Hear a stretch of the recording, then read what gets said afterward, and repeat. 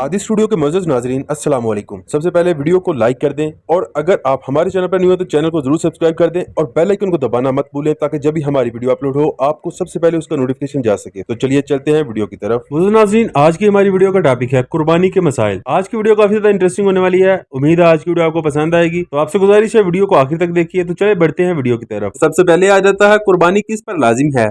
फिका हनफी के मुताबिक कुर्बानी उस पर वाजिब है जिस पर ज़कात फर्ज हो, लेकिन ये मुंतिक हदीस में कहीं नहीं आई। नबी सल्लल्लाहु अलैहि वसल्लम ने इंतहाई कसम परसी के हालात में भी कुर्बानी की। कुर्बानी एक सदका है। नबी सल्लल्लाहु अलैहि वसल्लम ने फरमाया, जिसने दिखलावे का सदका किया यकीनन उसने शिर्क किया। जहन्नुम 3 लोगों से भड़काई जाएगी, रयाकार मुजाहिद से, रयाकार कारी से, रयाकार सखी से। एक घराने के लिए एक कुर्बानी काफी है। अता बिन यसार रहमतुल्लाह कहते हैं कि मैंने अबू अयूब अंसारी रजी अल्लाह से पूछा, रसूलुल्लाह सल्लल्लाहु अलैहि वसल्लम के जमाने में कुर्बानी कैसे होती थी? तो वो फरमाने लगे, नबी सल्लल्लाहु अलैहि वसल्लम के दौर में हर आदमी अपनी तरफ से और अपने घर वालों की तरफ से एक कुर्बानी किया करता था। ऊंट और गाय में कितने हिस्से डाल सकते हैं? जाबिर रजी अल्लाह कहते हैं, हम हुदैबिया के साल कुर्बानी में शरीक हुए। गाय और ऊंट में 7 अफराद, ऊंट में 10 भी शरीक हो सकते हैं। अब्दुल्ला बिन अब्बास रजी अल्लाह अन्हुमा से रवायत है, हम रसूलुल्लाह सल्लल्लाहु अलैहि वसल्लम के साथ सफर में थे कि कुर्बानी का वक्त आ गया। हम ऊंट में 10 आदमी शरीक हुए और गाय में 7। मुअज़्ज़ज़ नाज़रीन, किन जानवरों की कुर्बानी जायज नहीं? नबी सल्लल्लाहु अलैहि वसल्लम ने एक दफा अपने हाथ के इशारे से बताया कि 4 किस्म के जानवरों की कुर्बानी जायज नहीं। नंबर 1, लंगड़ा, जिसका लंगड़ापन जाहिर हो। नंबर 2, काना,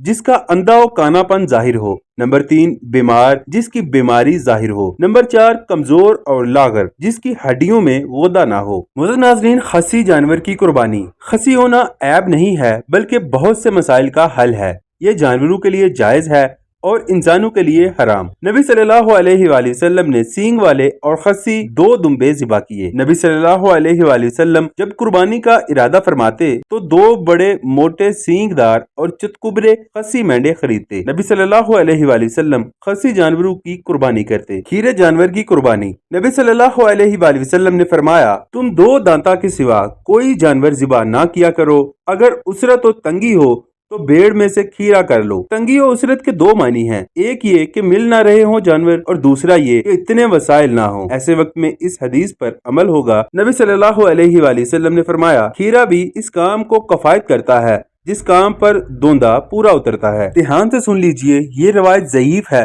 काबिल कबूल नहीं है। ऐसा जानवर ज़िबा ना करें जिसका कान ऊपर या नीचे से कटा हो, जिसके कान लंबाई में चीरे हों या जिसके कान में सुराख हो। सही हुक्म सिर्फ इतना ही है कि इन चीजों को दिखा लिया जाए। अगर कोई ऐसा जानवर ला बैठे या कर ले तो कुर्बानी हो जाएगी। भैंस की कुर्बानी। भैंस की कुर्बानी बिल्कुल जायज है क्योंकि ये गाय के ही हुक्म में है। जैसा हलाल चारा वो खाती है, जैसा दूध वो देती है, जैसी ओजरी और बाकी निजाम गाय का है वैसा ही भैंस का है। लिहाजा इसी पर इसको क्यास किया जाएगा। और भैंस जंगली जानवर भी नहीं है बल्कि गाय की तरह पालतू ही है। बस उस वक्त अरब में नहीं पाई जाती थी, इसलिए इसका कोई खास तज़किरा नहीं हुआ। नाज़रीन, आपकी कुर्बानी कहीं दिखलावे के लिए तो नहीं। अल्लाह को हरगिज तुम्हारा गोश्त और खून नहीं पहुँचता बल्कि उस तक तुम्हारा तकवा और परहेजगारी पहुँचती है। अल्लाह ताला सूरह हज आयत नंबर 37 में ये इरशाद फरमाते हैं। नबी सल्लल्लाहु अलैहि वसल्लम ने फरमाया, बेशक अमाल का दारोमदार नियतों पर है। जिसने हिजरत अल्लाह और रसूल की तरफ की उसकी हिजरत अल्लाह के लिए है, और जिसने शादी औरत के लिए हिजरत रचाई तो उसकी हिजरत उसके लिए ही है जिसकी तरफ उसने हिजरत की। कुर्बानी के जानवर की कोई कीमत पूछे तो सीना तान कर बताने ना बैठा जाया करें,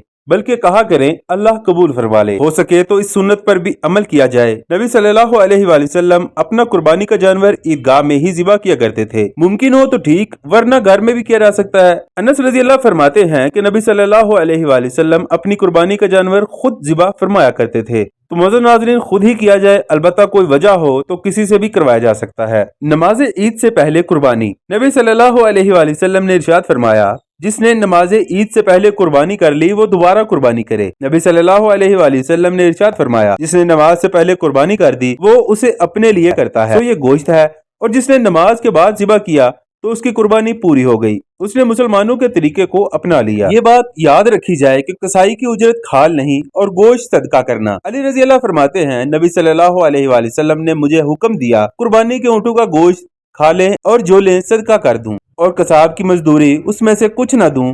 कसाब को उजरत हम अपने पास से अदा करें। गोश्त خود بھی کھانا چاہیے۔ اللہ تعالیٰ سورہ الحج آیت نمبر 36 میں ارشاد فرماتے ہیں، تم قربانی کے گوشت میں سے خود کھاؤ، سفید پوش اور مانگنے والوں کو بھی کھلاؤ۔ ہم نے اس جانور کو تمہارے لیے مسخر کیا ہے تاکہ تم شکر گزار بنو۔ نبی صلی اللہ علیہ وآلہ وسلم نے فرمایا، اس میں سے کھاؤ، ذخیرہ کرو اور صدقہ دو۔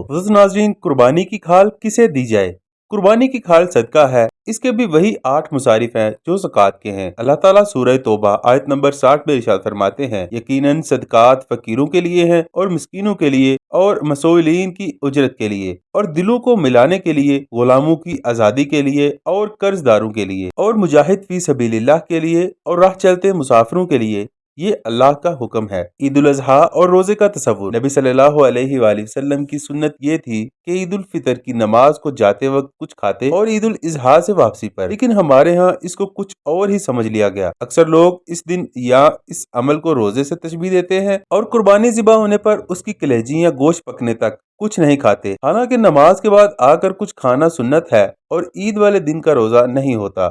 یہ عمل شیطان کا عمل ہے۔ اونٹ کا گوشت کھانے سے وضو ٹوٹ جاتا ہے۔ سیدنا جابر بن سمرہ رضی اللہ عنہ سے روایت ہے کہ ایک آدمی نے رسول اللہ صلی اللہ علیہ وآلہ وسلم سے سوال کیا، کیا میں بکری کے گوشت کو کھانے سے وضو کروں؟ آپ نے فرمایا، اگر چاہو تو وضو کر لو، اگر نہ چاہو تو نہ کرو۔ اس نے عرض کیا، کیا میں اونٹ کے گوشت کو کھانے سے وضو کروں؟ آپ نے فرمایا، ہاں، اونٹ کے گوشت کو کھانے سے وضو کرو۔ عرض کی، کیا میں بکریوں کے باڑے میں نماز پڑھ لوں؟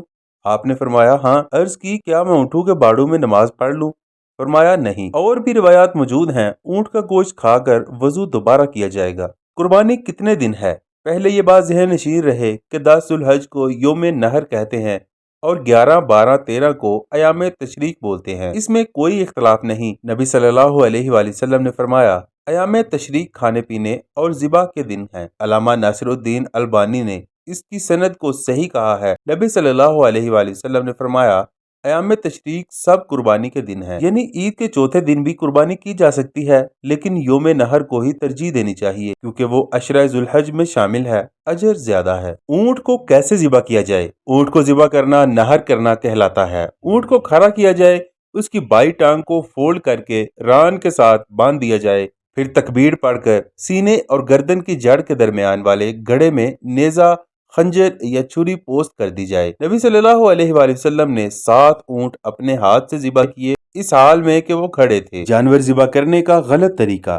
اسلام ایک دین فطرت ہے جو کہ سائنس کے اصولوں کے عین مطابق ہے، اپنا حکم کہہ کر ہمارا فائدہ کرواتا ہے۔ اسلامی ذبح میں گردن الگ نہیں کی جاتی، اس کی بہت حکمت تھی، وہ یہ کہ دماغ اور دل کا رابطہ رگ اگر کٹ جائے تو فوری طور پر جانور ٹھنڈا ہو جاتا ہے، خون بہنا بند ہو جاتا ہے، خون جسم کے اندر ہی ٹھہر جاتا ہے اور زہر بن جاتا ہے۔ لیکن آج اس کو مسلم کسائی اپنی جلدی کی خاطر پسے پشت ڈال چکے ہیں۔ آپ اپنے جانور کو ذبح کرواتے وقت صرف شاہ رخ کٹوائیں، دل اور دماغ کا رابطہ نہ کاٹنے دیں اور چھری تھوڑا منہ سے نیچے گردن کی طرف چلوائیں۔ گائے یا اونٹ میں سے عقیقہ کرنا قربانی کے دنوں میں خاص، اور ویسے بھی یہ بات بہت سے لوگ کرتے نظر آتے ہیں کہ گائے یا اونٹ کے حصے شمار کر کے بچی یا بچے کا عقیقہ شمار کر لیا جائے، تو ایسا کرنا نبی صلی اللہ علیہ وآلہ وسلم کے روشن اور کامل دین سے ثابت نہیں ہے۔ نبی صلی اللہ علیہ وآلہ وسلم نے عقیقہ بیر بکری کی نسل سے کرنا بتلایا ہے اور یہ بھی بتلایا کہ بچے کے لیے 2 اور بچی کے لیے 1 جان قربان کرنی ہے۔ دین میں خود ساختہ آسانیاں نہیں شامل کرنی چاہیے، ایسا کرنا